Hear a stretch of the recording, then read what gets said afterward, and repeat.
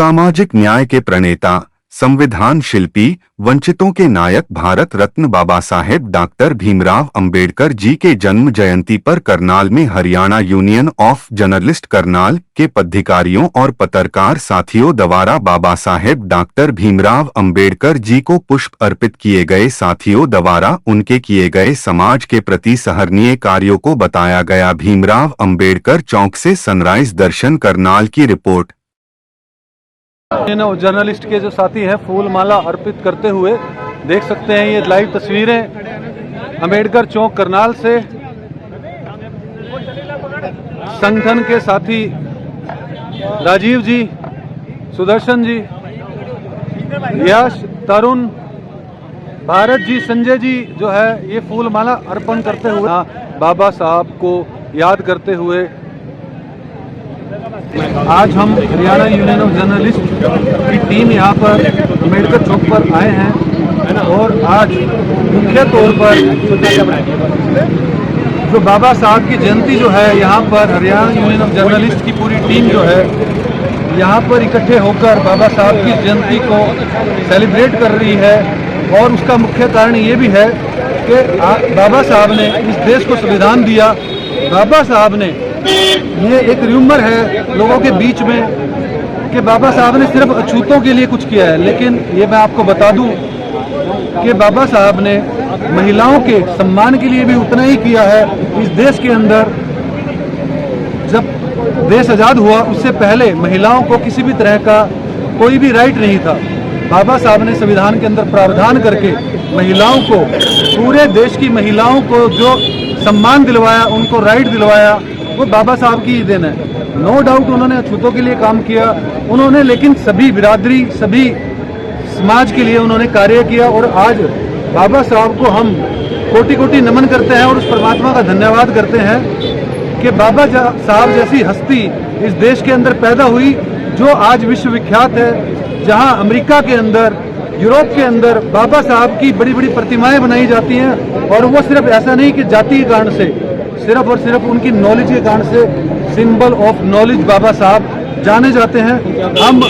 हम उनको अपनी श्रद्धा सुमन अर्पित करते हैं और उनके जो कंट्रीब्यूशन इस समाज के अंदर दिया गया उसको नमन करते हैं। डॉक्टर भीमराव अंबेडकर की वो ऐसी शख्सियत रही कि जिन्होंने जब संविधान तैयार किया, उस संविधान को कहीं ना कहीं विदेशों के 10 देशों के जो कि राष्ट्रपति और प्रधानमंत्रियों ने उनको सराहा और नतमस्तक किया कि ऐसा संविधान, यानी कि विश्व का सबसे बड़ा संविधान केवल और केवल भारत में बना है। मैं आप लोगों से विनती करना चाहता हूँ, डॉक्टर भीमराव अंबेडकर जी ने जो नारे दिए थे 3, उनके बारे में थोड़ा बताना चाहता हूँ कि शिक्षित बनो नहीं, शिक्षित करो।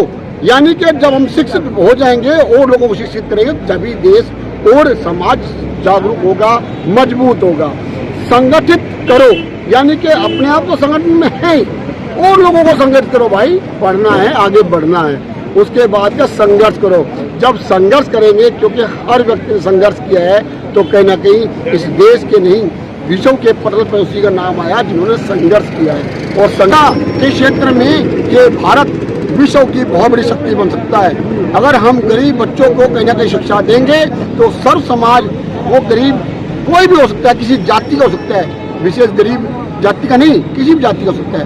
मैं आप लोगों से विनती करना चाहता हूँ दोस्तों, सभी इस जो वीडियो बनी है इसको इतना शेयर करें और संज्ञान मिले और सीखें और सब एक मंच के सामने, एक छत के नीचे बैठ के पढ़ें और लोगों को पढ़ें। जी, आज हरियाणा जर्नलिस्ट करनाल इकाई के सभी साथी बाबा साहब भीमराव अम्बेडकर जी को श्रद्धा सुमन अर्पित करने के लिए यहाँ पहुँचे हुए हैं और मैं सभी से ये कहूँगा कि बाबा साहब के आदर्शों पर चलें और देश को आगे बढ़ाएं। जय हिंद। बाबा साहब अम्बेडकर का जन्मदिन है, जिन्होंने 2 साल 11 महीने 18 दिन के अंदर संविधान बनाकर इस देश के अंदर डॉक्टर राजेंद्र प्रसाद जी को सौंपा था। इस देश के अंदर जाति व्यवस्था, जाति प्रथा इतनी चरम सीमा पर थी, ऐसी हालात इस देश के अंदर थी कि राजा रानी के पेट से जन्म लेता था, उतना तालाब के अंदर पानी पी सकता था, लेकिन एक जीता जागता इंसान जो देश के अंदर पैदा हुआ वो तालाब के अंदर पानी नहीं पी सकता था। बड़े बड़े 10वीं पास या कोई लंबड़दार या कोई सूबेदार या कोई जेलदार, उनको वोट का अधिकार था। लेकिन संविधान के माध्यम से बाबा साहब डॉक्टर भीमराव अम्बेडकर जी वो इंसान थे जिन्होंने संविधान के माध्यम से एक राजा का भी वोट का अधिकार है और एक गरीब झुग्गी झोपड़ी में रहने वाले का भी वही अधिकार है। बाबा साहब अम्बेडकर ने जब डॉक्टर राजेंद्र प्रसाद को संविधान सौंपा था, साथ में 2 शब्दों का प्रयोग भी किया था कि आज मैंने उस रानी और मैत रानी के पेट का ऑपरेशन कर दिया है जो राजाओं को जन्म देती थी। आज के बाद कोई भी रानी राजा को जन्म नहीं देगी। आज के बाद इस देश के अंदर मैंने वोट का अधिकार दे दिया है। जो भी राजा इस देश के अंदर बनेगा वो मत पेटी से बनेगा।